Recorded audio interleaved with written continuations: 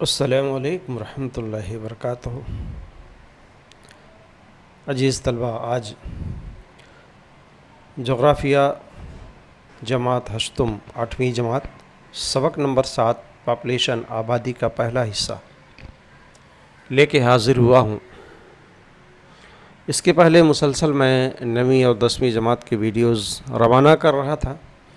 کئی احباب نے گزارش کی تھی، کئی احباب کے کہنے پر ہم نے اب شروع کیا ہوں۔ انشاءاللہ اب مسلسل 8ویں جماعت کی کچھ ویڈیوز روانہ کیے جائیں گے۔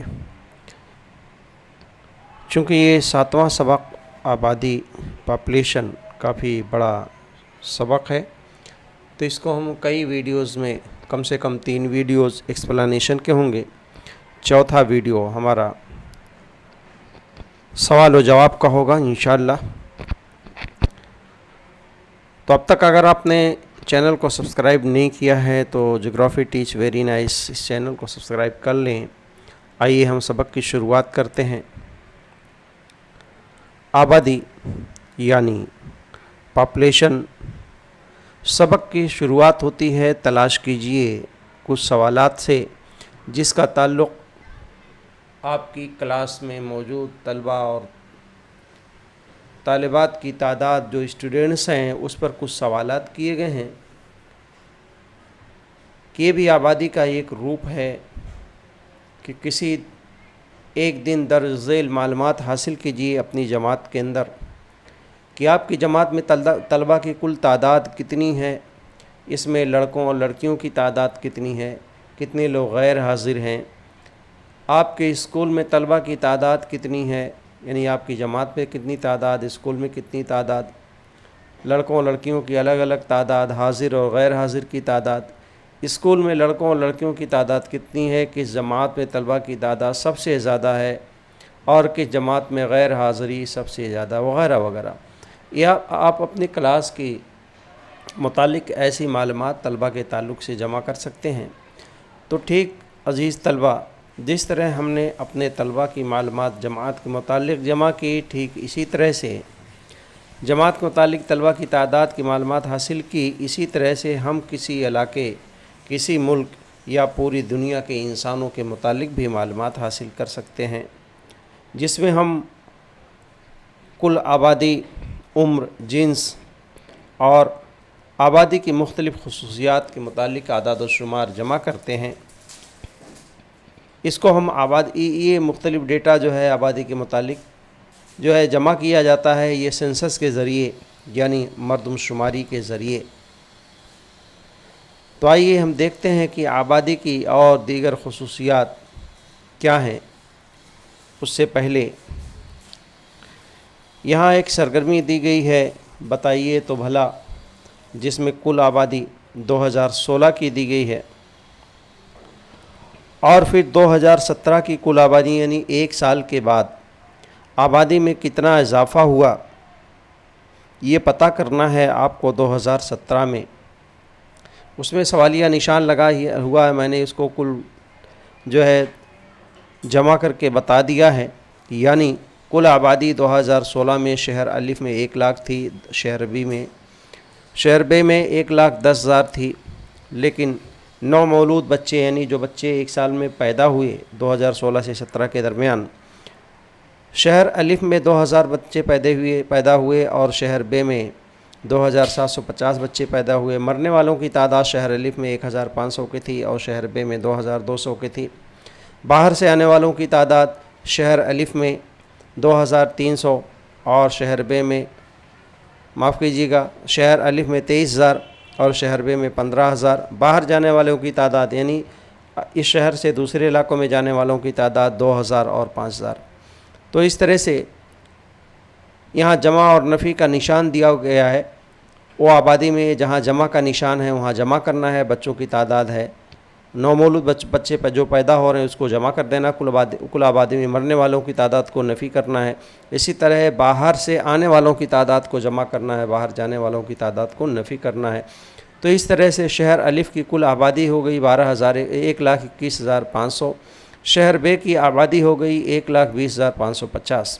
اسی کے متعلق کچھ سوالات دیے گئے ہیں، آئیے ہم ان سوالات کو دیکھتے ہیں، ان سوالات کو جواب تلاش کرنے کی کوشش کرتے ہیں۔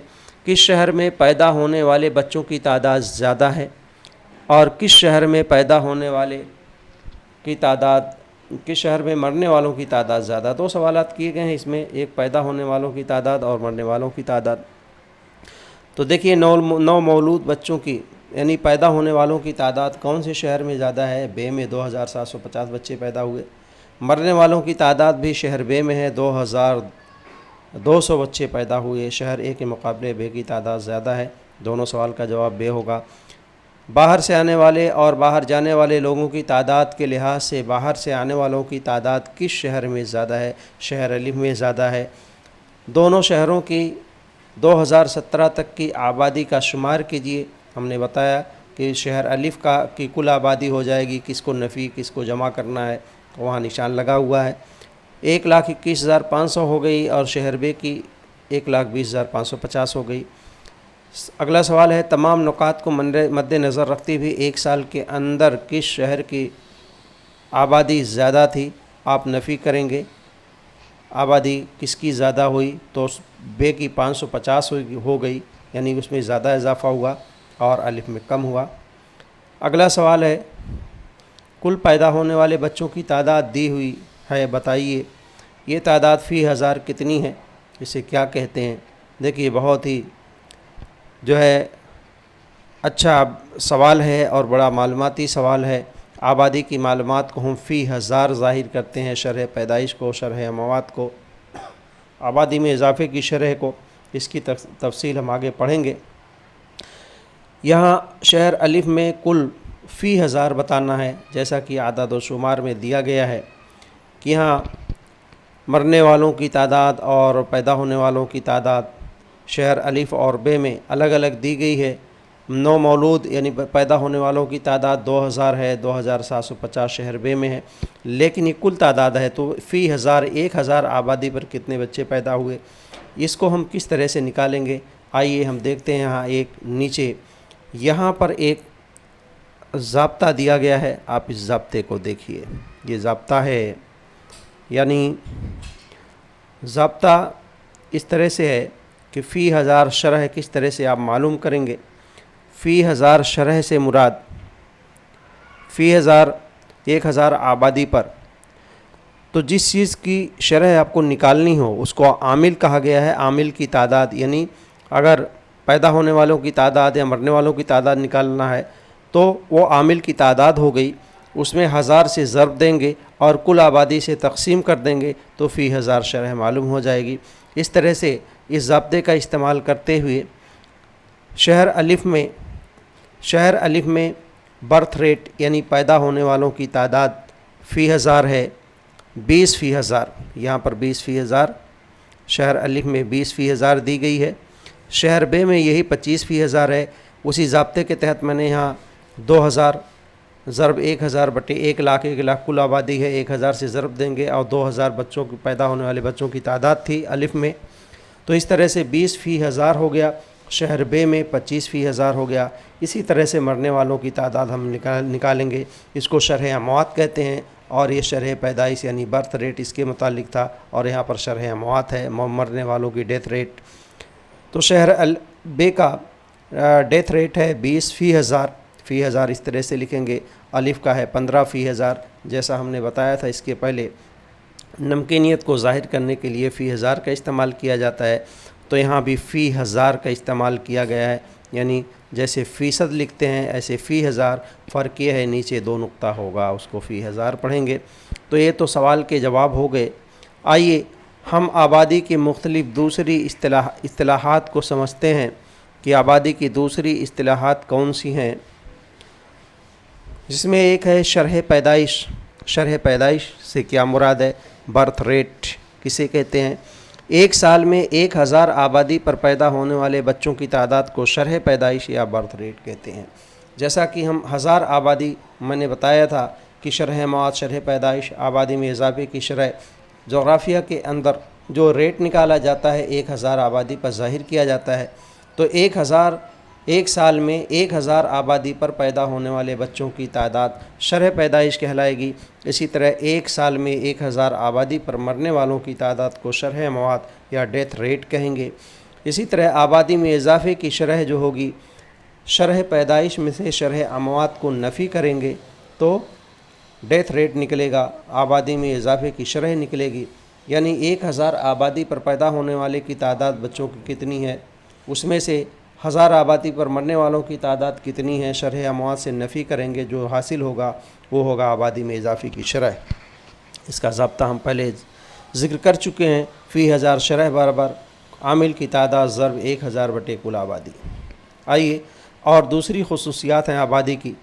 اوسط عرصہ حیات، لائف ایکسپیکٹنسی، یعنی کسی علاقے کے لوگوں کی اوسط عمر کو اوسط عرصہ حیات کہتے ہیں۔ بھارت میں یہ اوسط عمر جو ہے 67 سال ہے، یعنی بھارت کی اوسط لوگوں کو جینے کی عمر ہے وہ 67 سال ہے، تو اس کو ہم اوسط عرصہ حیات کہتے ہیں، لائف ایکسپیکٹنسی کہتے ہیں، یعنی اوسط جتنا کسی ملک میں جینے کی عمر ہے۔ دوسری چیز ہے نقل مکانی یا ہجرت، بہت ہی اہم عامل ہے آبادی کے تعلق سے۔ نقل مکانی ہجرت یا مائیگریشن کسے کہتے ہیں؟ لوگوں کا ایک جگہ سے دوسری جگہ مختصر یا طویل مدت، یعنی تھوڑے وقت کے لیے یا زیادہ وقت کے لیے، طویل مدت کے لیے منتقل ہونا ہجرت کہلاتا ہے۔ یہ دو طرح کی ہوتی ہے، اندرونی اور بیرونی ہجرت، یعنی ہم مختلف کاموں کے لیے، مختلف ضروریات کے لیے ایک جگہ سے دوسری جگہ چلے جاتے ہیں، چاہے وہ قلیل مدت کے لیے ہو یا طویل مدت کے لیے ہے، 1-2 مہینے کے لیے، 1-2 سال کے لیے یا چند دنوں کے لیے، یہ ساری کی ساری ہجرت کہلاتی ہے۔ تھوڑے وقت کے لیے ہوگی، وہ قلیل مدتی ہوگی، زیادہ وقت کے لیے ہوگی، طویل مدتی ہوگی، لیکن ہجرت کو ہم علاقے کی بنیاد پر 2 حصوں میں تقسیم کرتے ہیں۔ ہجرت یعنی نقل مکانی، ایک جگہ سے دوسری جگہ جانا، یہ اندرونی ہجرت اور بیرونی ہجرت۔ اندرونی ہجرت کہتے ہیں اپنے ہی ملک میں ہجرت کرنا، ایک ملک کے مختلف ریاستوں کے درمیان ہجرت کرنا، مختلف علاقوں، مختلف شہروں کے درمیان ہجرت کرنا، یہ اندرونی ہجرت کہلائے گی، ایک ملک کے حدود کے اندر اندرونی ہجرت ہے۔ اسی طرح بیرونی ہجرت ہے جب ایک ملک سے دوسرے ملک کے درمیان ہجرت کی جائے، یعنی ایک ملک کا باشندہ دوسرے ملک جائے روزگار کے لیے، علاج و معالجے کے لیے، یا اسی طرح سیر و تفریح کے لیے اور کسی اور مقصد کے لیے جائے تو بیرونی ہجرت کرتا ہے۔ آئیے دیکھتے ہیں اس کے اثرات کیا ہوتے ہیں۔ گروہ کے ہجرت کرنے کی وجہ سے علاقے کی آبادی مسلسل تبدیل ہوتی ہے، یعنی جس علاقے سے آبادی ہجرت کرتی ہے وہاں آبادی کم ہوگی، اور جس علاقے میں آبادی ہجرت کرتی ہے وہاں آبادی زیادہ ہو جائے گی۔ آبادی میں لامحدود اضافے کی وجہ سے علاقے کے وسائل پر تناؤ پڑتا ہے، یعنی جہاں پر آبادی منتقل ہو کر کے آئی ہے وہاں پر وسائل پر تناؤ پڑے گا، وہاں ضروریات زندگی کم پڑ جائیں گی۔ اس کے برخلاف جہاں سے آبادی آئی ہے اس اضافہ میں تو وسائل کی دستیابی کا تناسب ٹھیک رہتا ہے، یعنی جہاں سے ہجرت کر کے لوگ آتے ہیں وہاں آبادی کم ہو جاتی ہے تو وہاں وسائل کم نہیں پڑتے، لیکن جہاں آبادی جاتی ہے وہاں وسائل کم ہو جاتے ہیں کیونکہ آبادی بڑھ جاتی ہے۔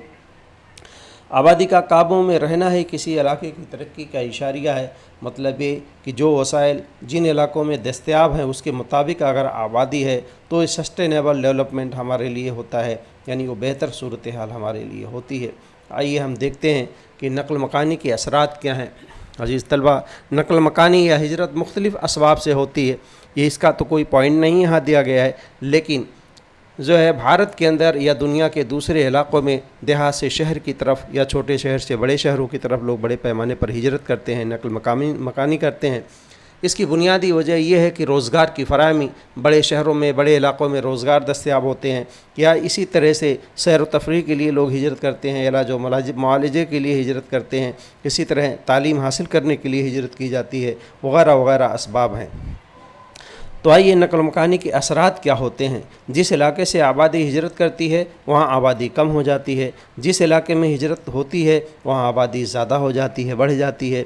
اسی طرح جن علاقوں میں روزگار مہیا ہوتے ہیں اس علاقے میں آبادی ہجرت کرتی ہے، جیسے ممبئی شہر کی آپ مثال لے لیں، پورے بھارت کے کونے کونے سے مختلف کاموں سے کام کرنے کے لیے مزدور یہاں آتے ہیں، تو بڑی کثیر آبادی ہے، یعنی سب سے بڑا شہر ہے بھارت کا، یہاں ہجرت کرتی ہے، اس کی وجہ سے وہاں کی وسائل پر آبادی کا دباؤ بڑھ جاتا ہے۔ مثلا شہروں میں رہائش، پینے کے پانی کی قلت ہوتی ہے، یعنی جو بڑے بڑے شہر ہیں آپ دیکھ لیجیے، ممبئی، کلکتہ، دہلی، میٹرو سٹیز، اس طرح دنیا کے دوسرے شہروں کو آپ دیکھ لیجئے، وہاں آبادی کثیر ہو جاتی ہے۔ وجہ اس کی یہ ہے کہ روزگار حاصل ہوتا ہے، بڑے پیمانے پر لوگ وہاں آتے ہیں۔ اس کے علاوہ شہروں کا معیار زندگی بہتر ہوتا ہے، لوگ وہاں بسنا چاہتے ہیں، تو مکان کی قلت، یعنی رہائش کی قلت، پانی، پینے کے صاف پانی کی قلت، سڑکوں پر ٹریفک کا مسئلہ، آلودگی کا مسئلہ وغیرہ وغیرہ مسائل پیدا ہو جاتے ہیں، یہ اثرات ہیں۔ اسی طرح نقل مکانی کی وجہ سے آبادی کی ساخت تبدیل ہو جاتی ہے، یعنی یہ خاص عمر کے لوگوں کی تعداد بڑھ جاتی ہے، کام کرنے والا جو گروہ ہے اس کی تعداد بڑھ جاتی ہے۔ عوامی سہولت کی کمی ہوتی ہے، یعنی عوامی جو سہولیات ہیں، بجلی ہے، پانی ہے، سڑک ہے، اسپتال ہے، اسکول ہیں وغیرہ، عوامی سہولیات کی کمی ہو جاتی ہے کیونکہ آبادی بڑھ جاتی ہے۔ آلودگی میں اضافہ ہوتا ہے، جھوپڑ پٹی والے علاقے وجود میں آتے ہیں، یعنی غریب آبادی جو مزدوروں کی تعداد آتی ہے بڑے پیمانے پر، ان کے پاس اتنے پیسے نہیں ہوتے کہ وہ بڑے بڑے مکانات بنا سکیں، اپنے رہنے کا انتظام کر سکتے، اس لیے کھاڑی پڑی زمینوں پر جھوپڑ پٹیاں بنا لیتے ہیں۔ آپ کو معلوم ہے ممبئی میں دھاراوی کی جھوپڑ پٹی ایشیا کی سب سے بڑی جھوپڑ پٹی ہے۔ عزیز طلبہ، آئیے آبادی کی دوسرے نکات کو ہم سمجھتے ہیں۔ آبادی کی تقسیم کیا ہے ایک سرگرمی کے ذریعے۔ کتاب کے اندر بھی یہ سرگرمی دی گئی ہے، لیکن اس کو میں نے تھوڑی تبدیلی کے ساتھ اس سرگرمی کو بتانے کی کوشش کی ہے۔ یہاں 3 بائی 3 سینٹی میٹر کے ایک جو ہے اسکوائر میں اور دوسرا اسکوائر بنایا ہے 5 بائی 5 سینٹی میٹر کا، یعنی 3 بائی 3 سینٹی میٹر کے اسکوائر میں دال کے 20 دانے بچھائے گئے ہیں۔ اسی طرح 5 بائی 5 کے اسکوائر سینٹی میٹر کے اس حصے میں 20 دانے بٹھائے گئے ہیں دال کے۔ تو یہ دال کے 20 دانے اس حصے میں بھی ہیں، دونوں حصوں میں، یہاں 20 دانے ہیں، یہاں بھی 20 دانے ہیں۔ تو بتائیے اس میں کون سا فرق آپ کو نظر آ رہا ہے؟ یہ دانے دونوں کے برابر ہیں، لیکن اس کا رقبہ چھوٹا ہے، جس کی وجہ سے یہاں دال قریب ہے، یہاں رقبہ بڑا ہے، دال کی تعداد اتنی ہی ہے، لیکن یہاں دال دور دور ہے۔ یعنی اگر یہ علاقہ چھوٹا ہوگا تو ہاں آبادی زیادہ ہونے کی وجہ سے وہ زیادہ گنجان ہوگی، آبادی گھنی ہوگی، قریب ہوگی، اور جس کا علاقہ بڑا ہوگا، جو رقبہ بڑا ہوگا، آبادی وہاں دور دور ہوگی، منتشر ہوگی۔ یہ بات ہماری سمجھ میں آتی ہے۔ عزیز طلبہ، آئیے کن علاقوں میں آبادی گھنی اور کن علاقوں میں آبادی بکھری ہوئی ہوتی ہے، یہاں 2 نقشے دیے گئے ہیں بھارت اور برازیل کے۔ آپ 10ویں جماعت میں اس کی تفصیل آگے پڑھیں گے۔ کچھ ایسے حالات ہوتے ہیں آبادی کے بسنے کے لیے جہاں پر وہ سازگار حالات ہوتے ہیں۔ اگر حالات سازگار ہیں، یعنی انسانی آبادی کے بسنے کے لیے مناسب ہیں، تو ہاں آبادی گھنی ہوگی، گنجان ہوگی۔ وہ سازگار حالات کون سے ہیں؟ جیسے پانی کی دستیابی ہے، اسی طرح سے ہموار میدانی علاقہ ہوگا جہاں پر مختلف قسم کی فصلیں پیدا کی جائیں، مناسب آب و ہوا ہو، نقل و حمل کے ذرائع ہوں، وغیرہ وغیرہ، مناسب اور سازگار حالات ہیں۔ جیسے کہ اس خطے میں آپ کو یہاں آبادی گھنی نظر آ رہی ہے، یہاں پر خصوصی طور پر اس خطے میں شمالی بھارت کے میدانی علاقے میں یہاں پر، اسی طرح اس علاقے میں آبادی گھنی ہے، برازیل کے اس حصے میں آبادی گھنی ہے۔ ایسا کیوں؟ ایسا اس لیے کہ یہ میدانی علاقہ ہے، ہموار علاقہ ہے، آب و ہوا معتدل ہے، مختلف سازگار حالات ہیں، تو یہاں آبادی قریب ہے، یعنی گھنی ہے۔ اور اس کے برخلاف برازیل کے اس حصے میں یہاں گھنا جنگلاتی علاقہ ہے، امیزن کے گھنے جنگلات ہیں، یعنی ناسازگار حالات انسانی کے بسنے کے لیے، انسانی آبادی کے لیے۔ اسی طرح بھارت کے اس حصے میں یہ پہاڑی علاقہ ہے، یہاں سڑکیں، ریلوے لائن بنانا مشکل، اسی طرح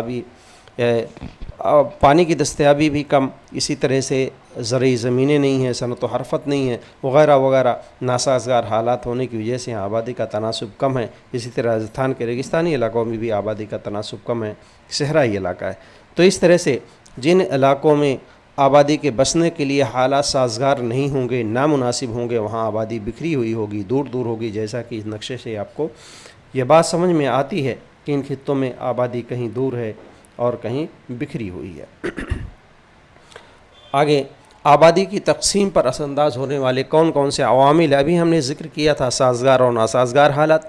اس کو اس چارٹ میں 4 حصوں میں تقسیم کیا گیا ہے۔ ایک تو طبعی عوامل ہے، بس اس بات کو میں مکمل کرتا ہوں مختصر سے وقت میں کہ محل وقوع طبعی ساخت، آب و ہوا، مٹی اور معدنیات یہ بھی آبادی کو متاثر کرتی ہیں۔ جہاں پر یہ چیزیں آب و ہوا مناسب آب و ہوا ہوگی تو آبادی ہوگی، معتدل آب و ہوا ہوگی یا شدید آب و ہوا ہوگی تو آبادی کے لیے مشکل ہوگی، مٹی زرخیز ہوگی تو آبادی کے لیے مناسب حالات ہے، غیر زرخیز ہے، بنجر ہے تو ناسازگار حالات ہیں، معدنی دولت ہے، محل وقوع ہے، اسی طرح زرعت ہے، کارخانہ داری ہے یعنی صنعت وغیرہ، شہر کاری ہے، بڑے بڑے شہروں کی تعداد ہے، نقل و حمل یعنی سڑک، ریلوے لائن، سڑکیں وغیرہ وغیرہ، بازار چھوٹے بڑے، جنگ، یہ سارے حالات جہاں پر سازگار ہوں گے وہاں آبادی زیادہ ہوگی، جہاں سازگار نہیں ہوں گے حالات وہاں آبادی کم ہوگی۔ اسی طرح سیاسی عوامل بھی ہیں۔ اگر کسی علاقے میں جنگ و جدل کا ماحول ہے، سیاسی استحکام ہے تو وہاں پر آبادی کے لیے مناسب سازگار حالات نہیں ہوں گے، نامناسب حالات ہوں گے، جیسے کہ دنیا کے مختلف خطوں میں آپ اس وقت دیکھ رہے ہیں جہاں جنگ و جدل کا ماحول ہے، بڑے پیمانے پر وہاں سے آبادیاں منتقل ہو رہی ہیں دوسرے علاقوں میں۔ سیاسی پالیسی ہے، اسی طرح سماجی عوامل ہیں، نسل ہے، مذہب ہے، زبان ہے، رسم و روایات ہے، یہ سارے آبادی کے تقسیم پر اثر انداز ہونے والے عوامل ہیں۔ مختصر میں آپ یوں سمجھیے، جہاں پر حالات مناسب ہوں گے، سازگار ہوں گے، وہاں پر آبادی کنسنٹریٹ ہوگی، یہاں آبادی قریب قریب ہوگی، اور جن علاقوں میں آبادی کے لیے مناسب سازگار حالات نہیں ہوں گے، ناسازگار حالات ہوں گے، نامناسب حالات ہوں گے، وہاں آبادیاں بکھری ہوئی ہوں گی۔ تو اس طرح سے جیسا کہ ہم نے اس نقشے میں ہم دیکھا، تو عزیز طلبہ، اس طرح سے آبادی کی تقسیم پر حالات کے سازگار ہونے یا ناسازگار ہونے کا سب سے زیادہ اثر پڑتا ہے۔ یہ تو پہلا حصہ ہوا عزیز طلبہ، اس کے علاوہ ابھی 2 حصے اور باقی ہیں۔ اس سبق کو سمجھنے کے لیے آپ دونوں حصوں کو اور باقی ضرور دیکھیں۔ اس کے علاوہ سوال جواب کا ویڈیو بھی آخر میں ریلیز کیا جائے گا۔ جزاک اللہ خیراً۔ اگر آپ نے اس چینل کو سبسکرائب نہ کیا ہو تو ضرور سبسکرائب کر لیں اور اگلا حصہ ضرور دیکھیں۔ السلام علیکم ورحمۃ اللہ وبرکاتہ۔ دعاؤں میں یاد رکھیں۔